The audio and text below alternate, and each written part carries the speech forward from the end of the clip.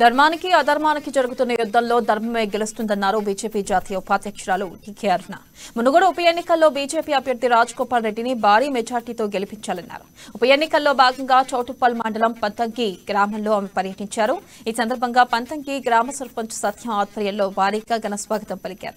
ఎంతమంది వచ్చినా మునుగోడులో బీజేపీ గెలుపును ఎవరూ ఆపలేరని టీకే అరుణ అన్నారు. నీళ్లు నిధులు నియామకాలని చెప్పి ఆ రోజు మన తెలంగాణ ప్రజలకు అన్యాయం అవుతుందని, ఆంధ్రోలు అన్ని దోచుకపోతున్నారని, మా నీళ్లు లేవు, మా నిధులు లేవు, మా యొక్క ఉద్యోగాలు లేవు, అన్ని కూడా ఆంధ్ర పాలకులు దోచుకపోయిండు. మాకు తెలంగాణ వస్తేనే మా బిడ్డలకు ఉప ఎన్నిక సందర్భంగా పంతంగి గ్రామానికి ఎన్నికల ప్రచారం సందర్భంగా నాతో పాటు ఇక్కడ ఎన్నికల ప్రచారంలో పాల్గొంటున్నటువంటి గ్రామ సర్పంచ్ సత్యం గారు, మరి వార్డు మెంబర్లు, గ్రామ పెద్దలు, మరి ఈనాటి మీ అందరి అభిమాన నాయకుడు భారతీయ జనతా పార్టీ అభ్యర్థి